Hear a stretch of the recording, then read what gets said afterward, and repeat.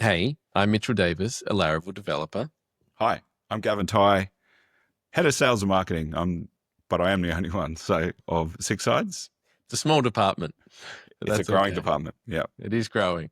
Yep. We are building SixSides.co. It's an events platform that helps you build a stronger community through events, and this is our B2B SaaS journey. Mate, how you going? Very well, mate. Very well. How about yourself? I'm good. I'm a little sad. It seems that we haven't had any reviews since last week's episode. Yeah. So Yep. a bit disappointed in all of our listeners, Yep. but that's okay. Way to polarize the audience there. I'm guilting them into it. Hopefully next week. You got to earn it, mate. You got to, yeah. But we also have to prompt them. So, hey, everyone, if you are listening, all our 2 listeners, no, we're well past that. But We've got more than that. Can we ask you to pause, jump on over to Apple Podcasts, leave us a review, maybe about Mitch's dulcet tones or something like that, and something like that. Yeah, and we'd really appreciate it. And let us know what you think, what you'd like to hear more.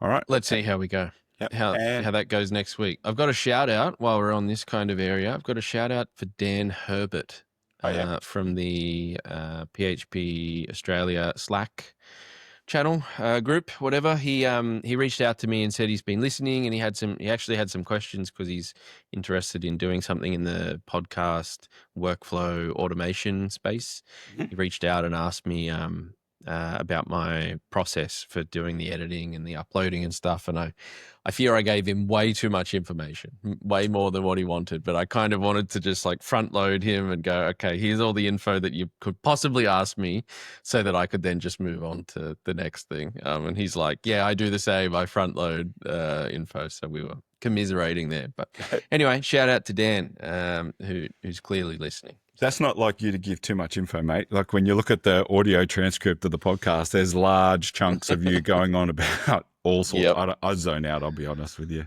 No. You do the same thing though. Sometimes you have your own sections in the edit, but anyway. 20 to 1. Yep. There. Yep. You got me. So all right, what are we getting into today? Mate, there's a few things. We had a good talk yesterday about the money, like how when we're gonna start paying ourselves. So a couple of in my mind, I wasn't expecting us to take a wage from this business for a while. Like we're only in the early stages. We did the numbers yesterday, and we're just over $10,000 pre product launch, right? So we're about to launch our first event, which is at the end of the month, which we'll talk about that a little later. But at the end of the day, we are bootstrapping, right? We are funding ourselves, and you're spending a lot of time inside SixSides, and to not get paid for that, like you are going to suffer from that in your life, like in your day-to-day life, and vice versa, right? So we did have a talk about that, and we kind of landed on what breaking down the percentages of the business and moving forward. Obviously, it doesn't apply going backwards because that money is accounted for, and it was never ours to begin with. It was the businesses. We landed on what 40% will take out our founder wages, and then the rest goes towards business, right? And so this is kind of off. We both took a bit of guidance from the Build Your SaaS podcast, which we've been talking about a little over the last few weeks. So this it's a few years old now, but it documents the story of John and Justin at transistor.fm.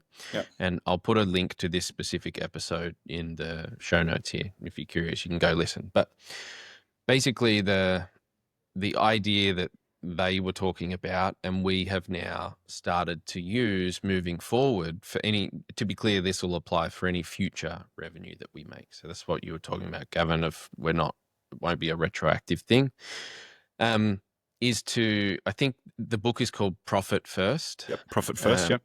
Do you know who it's by? I'll tell you in a second, but I've got it in my Audible downloads. You've got it over there. All right. So the idea though, so I have not read this book, but I get the gist, I think, which is a typical podcaster thing, to not be informed, but to just give an opinion, I guess. Who's it by? Mike Malowich. There you go. Well, shout out to Mike. So basic idea being that... Okay, that's not right. I can't say his last name. Michelowicz. I can't say it. Oh dear. You're gonna have to put it in the show notes, mate, because I I Well, shout out to Mike anyway. It's Michelich or something like that. Okay. Yep. All right. Well, we'll shout Sorry, out to Mike. He's listening, no doubt. Yeah.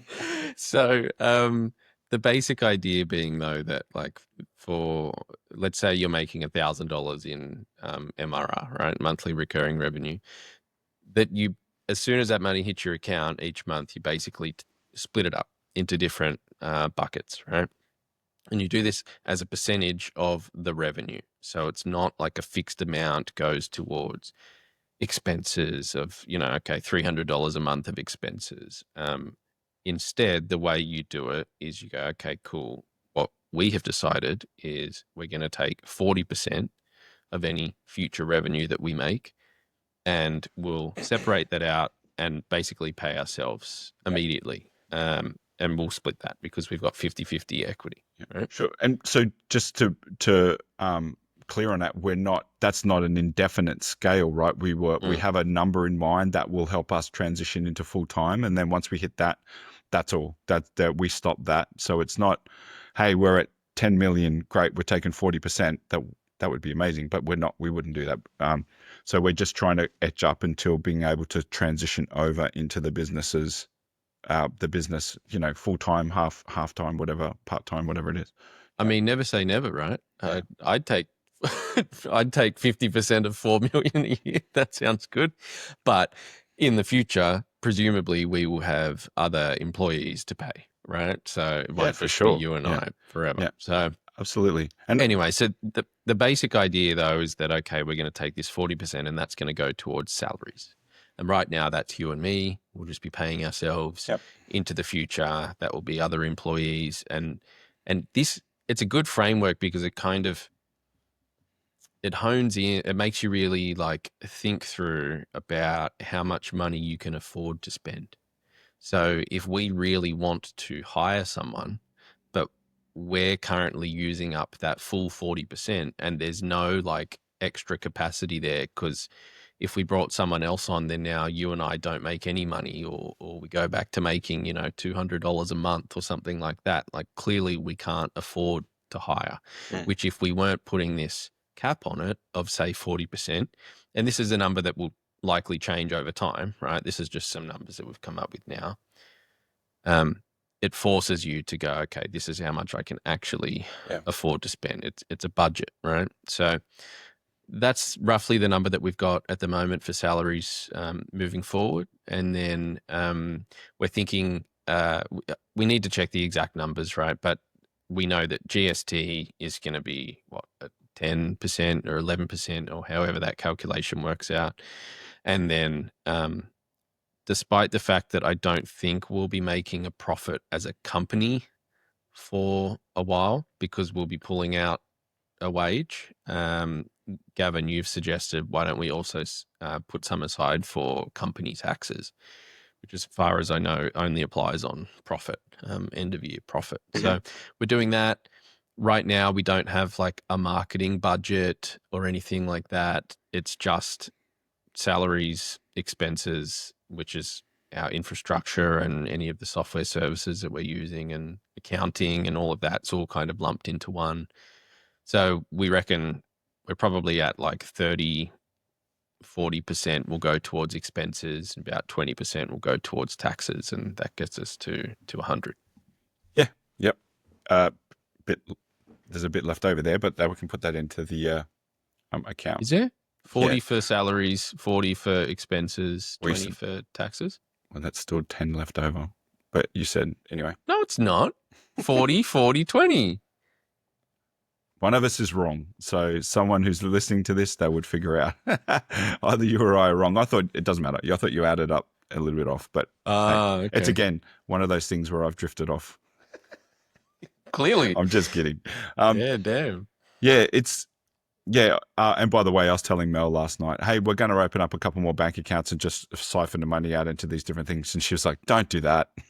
Yeah. She said, get Roman to help you set it up so we can set it up. Because if you're splitting things out into different accounts, it means that we've got to reconcile the accounts at the end of the month. It's just more work. And I was like, okay.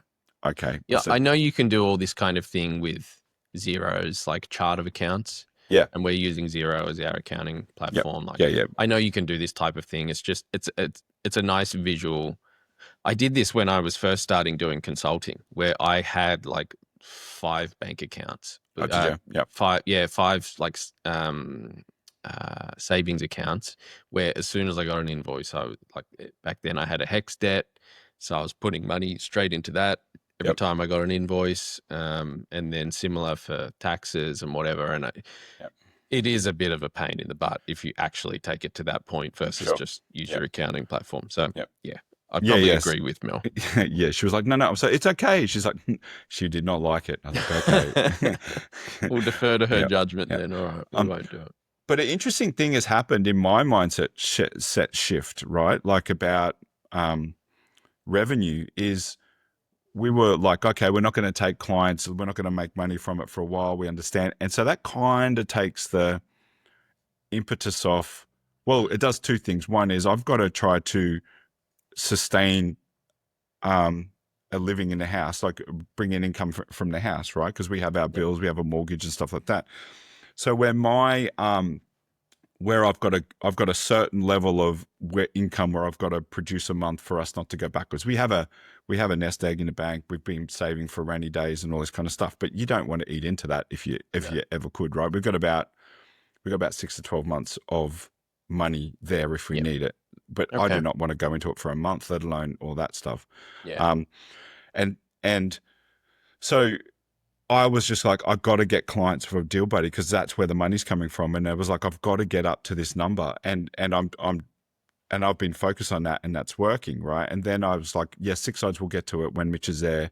And then when we said let's take in income, I was like, okay. In my mind, without me even doing it, my problem solving brain has gone, okay, well, let's split. What do we do here? And now that's become more of a priority, which is, it's not intentional. It's just how, like, I think when we're faced with a really significant problem, you just go to that problem solving mode to relieve that stress. And but now my mind's opened up about, okay, well, let's think about this. Like, how do we move beyond just an event app? And we recorded it yesterday. We were potentially going to share it on here, but we come up, I think, with an amazing competitive advantage that we just can't share. Like, it's the secret sauce of what this will be. And at the end of it, I was like, fuck yeah, that's amazing.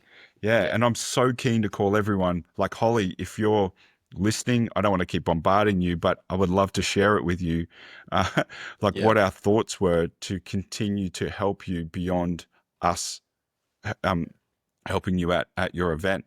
And I think it's really interesting to be able to do that, especially when Holly said, and she said, like, keep this because this is gold, is every conference that she starts is starting from a standing start, zero momentum. And it feels like they're starting again.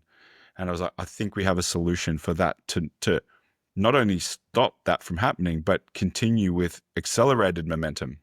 Yeah. Oh, totally. It was really good. It was fascinating sitting down and just like chatting through it yesterday, and we were both kind of like the gears are turning in our heads of, okay, how can we go from this to this, which we think would be better, and this solution that we've settled on, and a hypothesis that we want to test, hopefully over the next 12 months or so. It's really exciting. So I'm sorry that it makes for bad audio that we're not comfortable sharing at the moment. Maybe we can share 6 months down the line, once it's kind of up and running and we've got a moat that we can defend. Well, we can share the feedback that we get from businesses about that. And like, I do want, like, I only spoke to Holly the other day. As we were doing this yesterday, she wrote to us, and I don't want to keep bombarding her yet. It's too far away. But we'll test it with Michael, ask him for his feedback, and then for the guys at Denmark as well. Who we're meeting with later today. And side note, I haven't told you, I got an invite to a conference, a really big conference here in Brisbane, to go and go around and make observations and put a report together. So cool. about how we can help. And I'm going to float this to them. Yeah. Yeah, that's another Yep. strategy that we're trying to pursue, right? So Yep. Yep. that's awesome. Consultative. Yeah.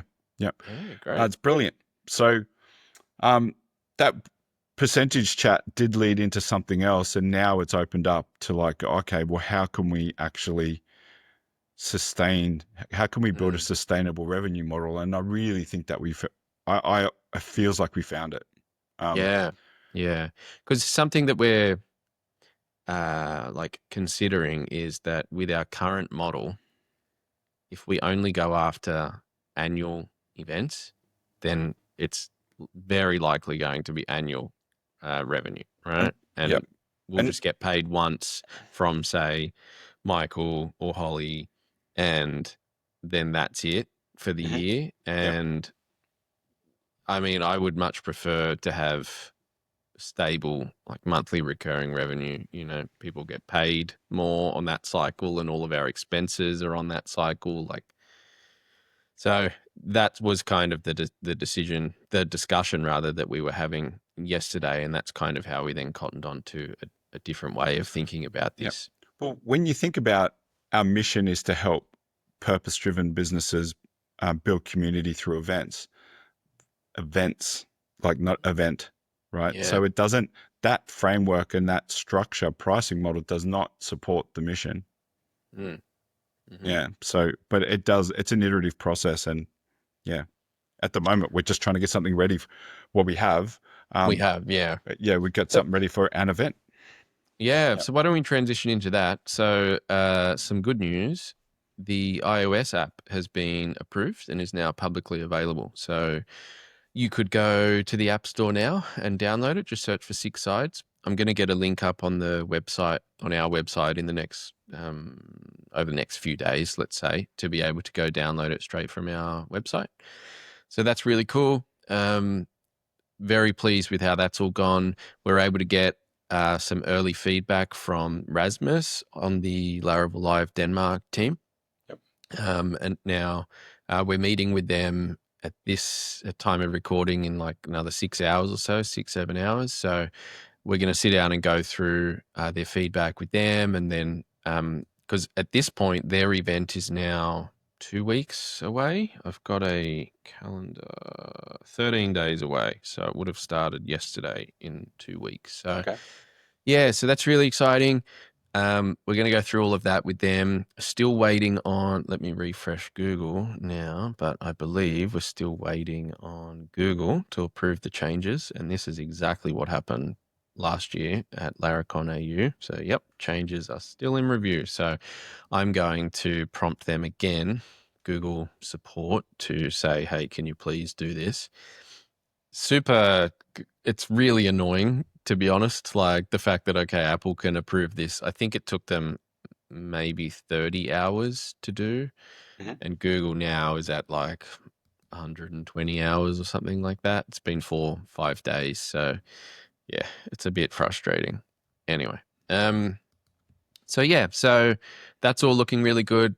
There's still plenty of time for that app to get approved, and then we're rolling out some updates to the app as well, and they can just go out over the air. So that means it doesn't have to go through Google and Apple review. It's just like it's instant, so we can roll out updates. What's the line in the sand that makes it go through review opposed to over the air? So it is interesting. It's if you make any changes to,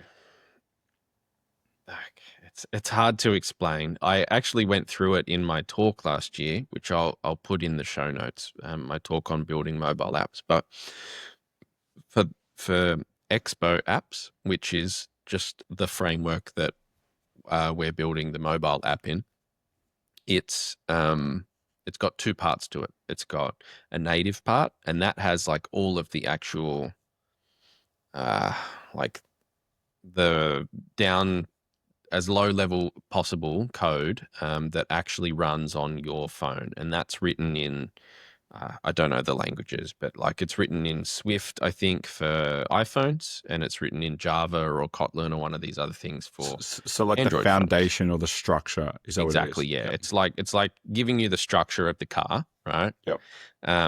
That stuff if you make any changes to that, so we bring in some new package, for example, some new bit of code, which now allows us to use Bluetooth or something like that, Right. something that like interacts with the actual hardware or the operating Sure. system on the phone, that requires a new build of the app, Sure. and that then goes through review. Okay. But to continue with the car, what's that called? Analogy.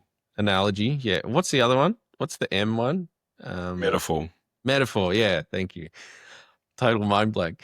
To continue with the analogy or metaphor, I don't know which one's right. If we just want to change like one of the car seats, to look a little different or whatever, we want to give it a coat of paint or whatever, that's not changing the stuff that's happening like under the hood. Gotcha. Right. So we can ship out those updates, and Google and Apple don't even know about it. Like it's not their concern. Okay. We just need to get the structure of the car approved, and then we can do whatever we need after. It's just like getting an extension put on your house. You got to get council to come out. Otherwise, if you want to paint it, they don't give a shit. Exactly. Yeah, that's right. That's a good analogy.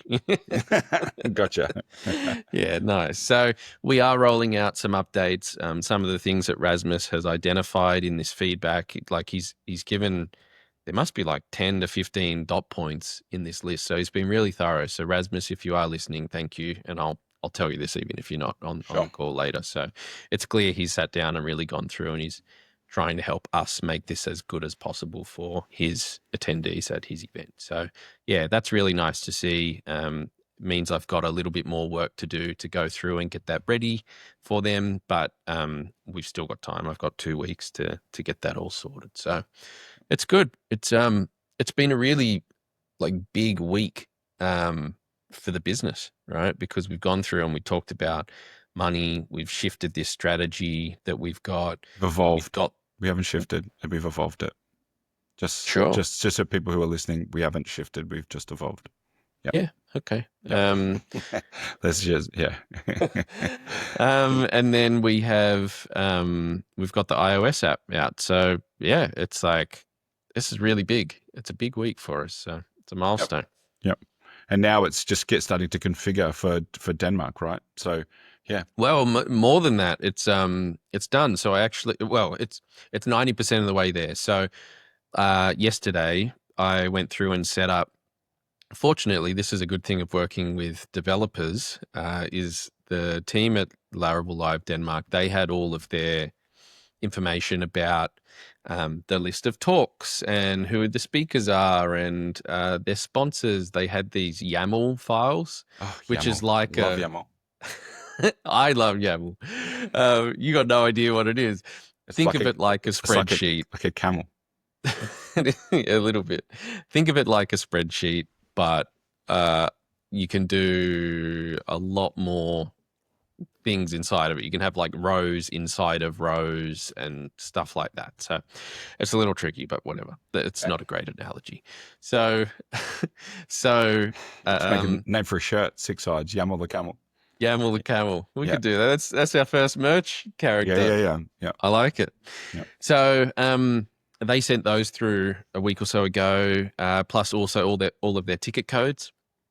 And I got all of those imported in yesterday, sent the link off to them, and then they couldn't log in. Nobody could log into the app. And then frustratingly, the issue was that when I copied over all of their ticket codes, they had and I'm not putting this on them, but just it somehow happened to be that at the end of each of these ticket codes, when I pasted them into the database, because for now I'm just manually putting all this stuff in the database, it included like a newline character at the end of each ticket code.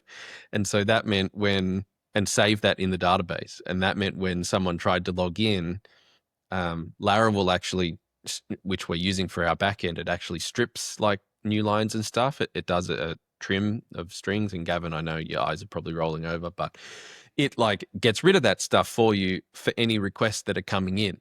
And so that means that no one was ever going to be able to log in as long as the data in the database is bad. So when I realized that's what was happening, this was at like 11 p.m. last night, 10:30, something like that. I'm talking with the Denmark team in Slack, and I'm like, this doesn't make any sense. And then I even logged out and tried to log in with one of their codes. I got the same issue. So it wasn't anything they were doing. And then I checked the database, and sure enough, I just copied it in wrong. So got that all sorted, and then instantly Rasmus was able to get in, and yeah, that's when he left me all this feedback. So yeah, okay, awesome.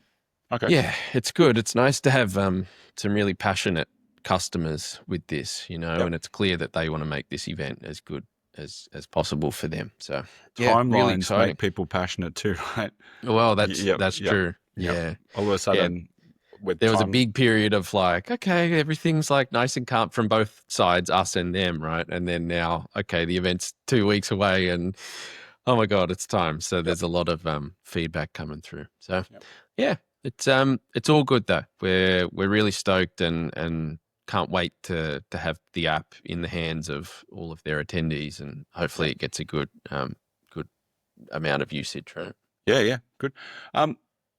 Awesome job. Yeah, it's so what would happen if it was me and I was running an event? I wouldn't present this data in YAML, right? I would just send you a spreadsheet. Then you've got to actually take it, do whatever you need to do with it. Yes, you as a non-developer, you would give me a spreadsheet of this information, or you would just tell me, hey, the schedule's up on the website, right? And then I would go and do that. And to be clear, that is only the case right now. Yep. As soon as we have the dashboard fully functional, like we have a web dashboard, but it hardly does anything at the moment, right? Yep. You can log into it and that's it, basically. So the plan will be, though, that everyone will self-configure their own events. So we won't be doing this sort of stuff for long. But, you have often talked about do stuff that doesn't scale initially, and this is, I guess, a part of that, right? So, yeah. Okay. Hey, so we listened to B2B SaaS, like Build Your SaaS, from Transistor, and they had a topic of the week that they really spoke about, one main topic, and I think that's actually pretty good. And the one that I heard them say was their fears, and I thought that was an interesting topic to talk about. So I think I slightly touched on it before, but I think that's a good topic to talk about. Like, what are our fears in starting this business, or if it goes wrong, or whatever else, right? And so, yeah. That's funny because I thought our topic for this week was the budget, the percentages and stuff. So that's why we talked about it first. Okay, so let's start it again. So a couple of topics that we want to talk about. Yeah. We'll start doing this. We'll get better at this over the next few episodes. Well, they do talk about many things, but they have one topic that they, anyway. But we don't have to copy them. But No. But it's the right idea, though, of just having and we... To be clear, we've been doing this for the last few weeks of trying to sit down and actually have some structure instead of just loosey-goosey, because it makes for way better audio, right? So hopefully you have noticed and are liking this. But yes, this will be the second topic for this episode, and then we're going to try and be fairly... I've got another topic after this, so... Oh my God. Yeah, look out. Might have to save it for next week, put chapters in there. Yeah. I do. All right, go on. Hit us with the topic. Fears. What are your fears? Like with starting a business, with running multiple businesses, and with SixSides and all that kind of stuff. Can I tell you about a non-business fear? Is that all right? Spiders. Mind if I get a little personal? No, not spiders. I mean, I don't love them, but no. Sure. I don't like deep water. Okay. Yeah. It's just like a thing. I don't eat seafood. Okay. And I don't really know why that is. I don't like the smell of it. Do you mean in a pool or out in the ocean? In the ocean. Okay. Oh, I'm fine in a pool. That's fine. But I just I'm not scared of heights. I'm not space doesn't freak me out or whatever. It's that's all cool. But yeah, I don't know what it is. But just deep water, I'm don't like it. And I just never have. So it was a big deal to go on a cruise for me when I was 20. I went with some mates for a New Year's cruise, and that went all the way out to New Caledonia and Vanuatu, and it's a 10-day thing, and I was in the first day or so I was a bit freaked out about being so out on the water, and like if this thing sinks or whatever, I'm screwed. Like it was just ugh. Anyway, I got over it, but that's like, if you ask me for fears that aren't businessy, that's the top one for me.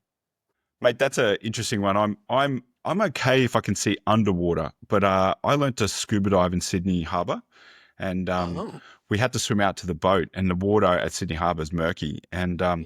for some reason I was so petrified. But as soon as I dove underwater, I was fine.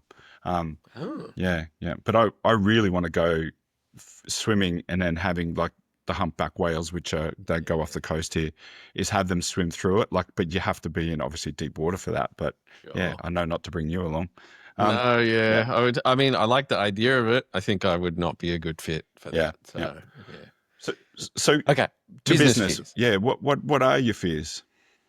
I fear wasting time Okay. so that this all won't work and lead to success, and we only have so many years, right, Hmm. of our lives. So I'm really hoping that we have created the right team, you and I, Yep. right? And that we've picked the right market. I mean, initial signs are good, right? But I'll feel a lot more confident that, okay, this thing is going to go well, hopefully a year from now when we've got 10 times the revenue that we've done so far. Sure. Like, so everything's looking good, but yeah, I mean, it is still a fear that it won't work out, right? Yep. Yep. I fear letting people down, like with new technology. If there's a bug in the app and that prevents someone from being able to get in or something like that, like Hmm. that's a worry. That's the last thing I want, right? Hmm. Hmm. Um, Apart from that, I fear like if you and I have some sort of issue that grows between us, that Hmm. will really suck. Yeah. Um, I don't think I have any other fears. It's just about all like, what if things go wrong? Yeah. Then that's a bummer, and I hope that that doesn't happen. Right? Yeah. What about you? Um, I fear. So I grew up in housing commission, right? Which I've talked to you about, and I worry about not being able to. Well, when I grew up, I didn't have a dad around, right? And so I always remember as a kid, and it's a weird thing that I was like, I know I don't have a dad, and that's okay. And I knew there was things I didn't know that would affect me, and I thought it's okay because I'll get a second chance of this when I have kids. And it was and I was like 10 when I thought of that, and I Mm, was interesting that I never really understood it until now becoming a dad, and mm, so it's really I don't I don't worry about failure like what you what's like, sorry, I do worry about failure in a different way, but I try to learn. I've failed so many times and I fucked up so many times in my life, but I've yeah, always learned from them and moved forward. If I meant to fuck up, I meant to fuck up, right? Like I went yeah, bankrupt a long time ago. Just some houses went the wrong way, and it mm, was I was actually on my honeymoon when we sat down and went, like, we got to deal with it. We can't actually let this go on any further. And so yeah. Mel signed up for a good journey, right? Get married, and that happened. Mm. Just yeah, um, but yeah, it was really confronting. But at the end, I was like, after I went through it, I was like, okay, how can I use this as to an advantage or learn from it? So during the time of that period, I actually did an MBA and said, I'm never going to let this happen again. And mm, um, I got an MBA in entrepreneurship. And the day I graduated was the day I left my other job and started kind of sales market fit. And yeah. Wow. so my fear is letting people down, like letting Mm, my family down, because we are doing things that haven't been done before, or I've never been done before, and I'm trying to learn something that I don't know. Some of the things we need to learn, mm, that makes me, um, that worries me, right? I don't want to ever, I don't ever want to be seen as failure in my kids' eyes or do something that's irreparable, right? Yeah. That's my biggest fear. So, Yeah. and I want to be the dad that I didn't have. So, yeah. I think that's admirable. Yeah. Yeah. And that does, like, some of this is having courage to do stuff. Like, the kids don't understand. I actually sat down with Harper on the board the other day and walked out the value model of what we're trying to do with the business is having these layers of value in this business Did and the you? other business. Yeah. And she's like, what does this mean, Dad? And so we sat down and I That's got a cool. whiteboard marker out, and she doesn't understand it, but at least someone's taken the time. No one ever did that for me. So, Yeah. yeah. So, That's something that I like. I think that's very sweet. That's something that I want to do with our hopeful kids, is not to like enforce on them any sort of learning programming or anything like that, software stuff, but just like exposing them to it of yeah. like, hey, Yeah. this is actually a really creative and like fun thing, Yep. because when I talk with Nicole, my fiance, or her sister, Jessica, about what I do, I think they kind of just think like it just sounds really boring to Yeah. them. But I would love to be able to show them like that, show kids like, no, this is actually really fun. Like you can do a lot of, Yeah. it's super creative what you can do. So Well, yeah. Mel's father's he's a pretty skilled developer, right? He works Oh, for really? Telstra. Yeah, he does some back end stuff that he just doesn't understand what we're doing because he's not that type of developer. But Gotcha. we have a plan when they're older. He's going to teach them code developing. Oh, Yeah, that's cool. his goal. That's his role, and he's gonna. Yeah. Yeah. So, Because even if, like, for anyone out there who's maybe got kids, like, even if they're not, you're not necessarily like pushing them to become a software developer, you can do a lot more Yeah. for yourself if you Yep. know how to write some level of code. Yep. And sure, ChatGPT and stuff, and the way all this AI is, it's probably going to mean, okay, you don't have to do this stuff yourself. You can just ask the AI, Yep. whatever. But like, there's some really powerful unlocks. One of my mates just recently has been, he doesn't matter what he does, but he's in Excel, like the spreadsheets, and he's just recently been asking about pivot tables. And one of my other mates who also works in an office and also does a lot of spreadsheet stuff, just like sat down and explained how to do pivot table stuff with him. Yeah. And that's really cool to see, like, oh, okay, if you give normal people, quote unquote, non-technical people, you give them the tools to be able to do some like level of automation, right? It's really powerful. So programming is that on steroids. Yeah. So going back to the what you were saying with your fears and my fears, there's a few things. One is I think we resolve conflict pretty well, right? I think there's like yesterday we had to talk about some stuff and it was like, okay, well, glad you brought it up and let's have a conversation about it. And I don't think it ends up being a non-issue, right? Yep, absolutely. Opposed to, who knows, maybe we just sit on it and it festers in the background and then one doesn't matter, but you get 10, 20, 30 of those things. And then all of a sudden there's underlying conflict that is not just one thing, it's many different things. Exactly. And that's what I wanted to avoid. I think so far we've had maybe 2 conversations like that. I honestly don't remember what the first one was. No, I don't remember either. I feel like we've done some conflict resolution before. Yeah. We talked about it on here. I don't remember when, but definitely this has now happened twice, I think. And the fact that I literally don't remember whatever the last one was about is like a really good sign. Yeah, I don't remember either. I vaguely remember it was something, but it just shows that it was dealt with and moved forward, right? Exactly, yeah. And that feels really healthy. And I try to do that in all my relationships. I do that with Nicole as well. Like we try really hard and have always tried hard to just, if there's a problem, at most talk about it the next day. Like, but never let it sit for a week or whatever, because it's just awful. It's festering. Exactly. That's the right word. So anyway. And I think about wasting time. Like, one of the things that I see people do is they fear about wasting time. So they try to move too quick without actually learning the fundamental problem or addressing the fundamental issue. So I feel like we're in exactly this right place that we should be, right?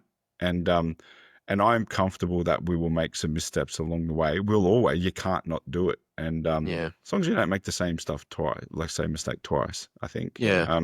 And I worry about, so what I'm trying to do, like I could talk to Deal Buddy and Sales Market Fit because I've been around in that a lot longer, is if I had to try to go real fast and not waste time and build Deal Buddy, if it was available back in 2020, I would have fucked up. I would have wasted too much money. It wouldn't have worked, right? But just getting the strategy right first, and then the direction right, and then building on that, I think that's really hard to beat if you get it right. Right. I think that's hard to compete against for others potentially if we get it right. Yeah, it's a moat, right? So it does feel like we've got who knows, it could all fall over.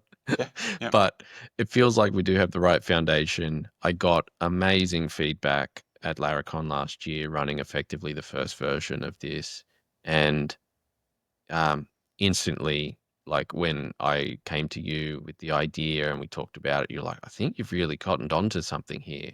And it was because I put a lot of thought into, okay, how can I make this the best experience for attendees primarily is who I was thinking of. And we've now evolved that to be all the sides, had a community. But it feels like we've got the right mission and the right approach here for what we're trying to do. So that's not even on my mind anymore as far as like, got to have the right idea and the right approach, because it feels like that's already been settled 6 months ago now, you know? So now that fear of not wanting to waste time is more just about like, okay, I hope that this actually resonates, that there's enough of a market for our particular viewpoint, and can we reach them effectively? Like, all of that sort of stuff. Yep.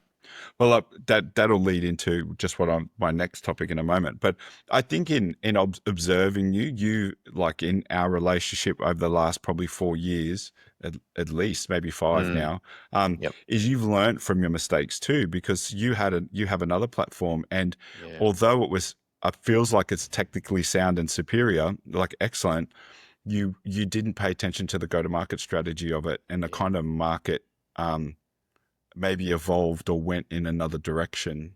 And kind of feels like it got left behind. Got overtook. And then it was like, okay, well, like, you're like, I'm not going to do that mistake again. Like you say, like, again, you've had something that was technically sound at Laracon, and then what you were missing was the go-to-market or the competitive strategy. And it was like, now, even yesterday when we're talking about it, I think you're thinking of it, and then I wouldn't say how I feel like the market will react to this, or how to position it in the market. I think our combined effort there is definitely stronger than individually. Like, and to be honest, I'm feeling this at Deal Buddy, not having you there, like, because I'm dealing with an agency and they're doing what I'm asking, but they're just doing what I'm asking. Yeah, right. They're not contributing. Yeah. And I don't know what I should be asking. And I'm like, this is not a 1 + 1 = 4. This is a 1 + 1 = 2 in Deal Buddy. But Deal Buddy's fantastic, but it's definitely not. It's not the same dynamic as what we have here. So, yeah. Okay. Well, we'll continue to talk about that. So yeah. Okay. Right. I think that covers our fears, right? Yeah, absolutely. And to be just to round that out is we'll always be conscious of, like, I'm conscious of that, and I'm conscious of your fears, and I don't want to have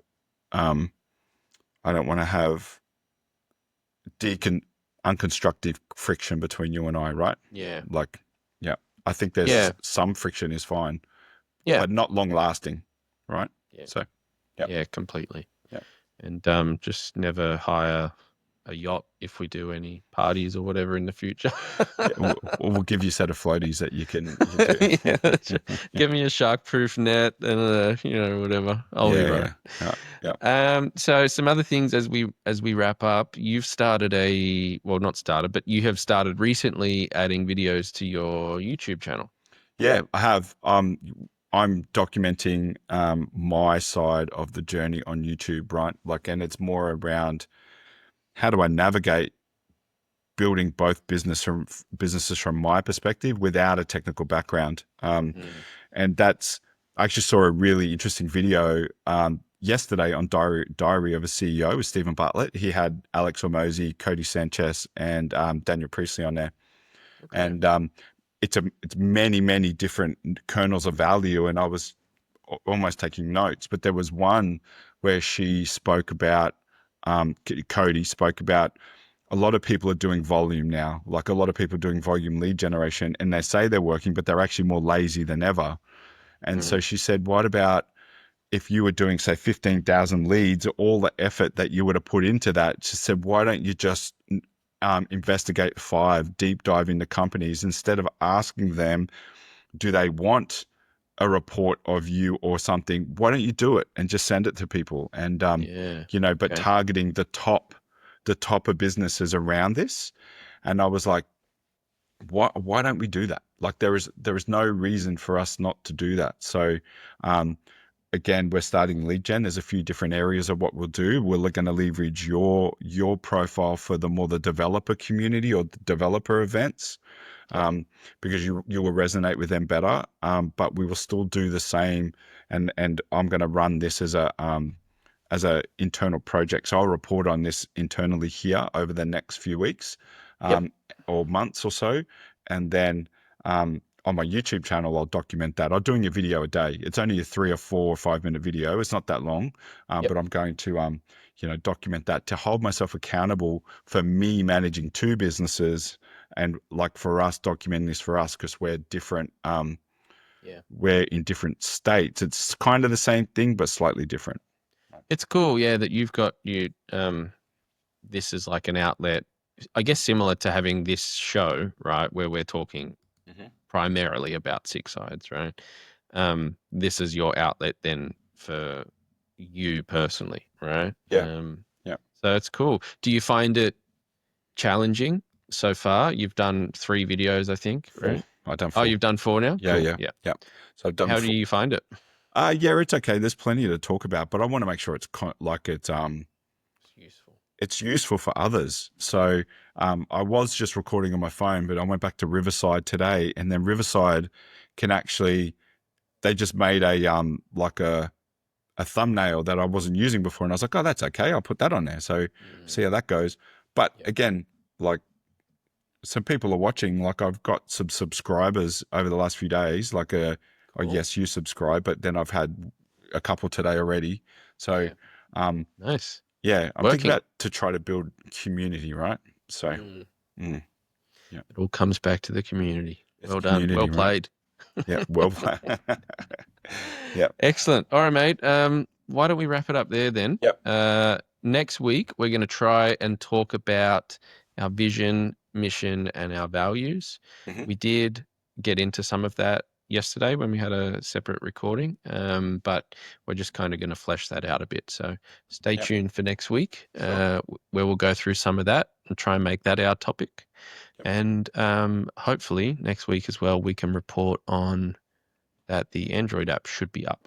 So look forward to that. And Gavin, where can people find you online? Yeah, you can find me on LinkedIn at Gavin Tai, or again, if you're still listening to this, hopefully you like it. You can write to us at journey@SixSides if you've got any feedback, if you've got any questions, or if it's not too much trouble, please take a minute to leave us a review on Apple, or give us a star rating on Spotify, whatever you're listening to. Yeah, that would really be awesome. Yep. And you can find Gavin on YouTube as well. Oh, yeah. Actually, yeah. Well, I just talked about that. These videos are on YouTube anyway, right? So, but they are, and we get like 1 view per video. It's probably you. So. We're a sleeper cell, mate. We're we're an overnight we had a high point of 4. I think was our highest. I think that was the one with Michael. So yeah, right. Anyway, it only takes. I was explaining to Dan Herbert, who reached out earlier, but yeah, it takes me about 20 minutes from start to finish to edit and upload and get everything done. So it's not that big a deal having YouTube. But Yeah. Anyway, all right. Well, you can find me at Mitch Dav everywhere, LinkedIn and Twitter and Blue Sky, and I'm all over the shop.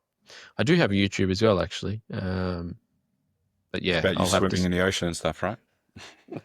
No, not quite. When I move into this new office, the idea behind moving into that office is so that I can record videos and have a nicer like backdrop and stuff. Because Oh, if yeah. you're on YouTube right now, you'll see in here it's a bit cramped, and it's not a great backdrop. So Like casting couch and all that kind of stuff. It seems lovely. exactly, yeah, Yep. that's the look I'm going for. Mate, I see we So, got a few videos. Like we don't have a lot of views, let's be honest. People mm, don't know who we are, but there's a couple of fives. One video here of us talking about OpenAI and Cursor has 34% duration of watching, and it's a that's long, exciting. yeah. It's a long Very video. good. Well, Yeah. maybe a bit more of that then in the future. We will Yeah. see. All right. Well, thank you very much for listening, and we will catch you all next week. Be good, mate. See ya.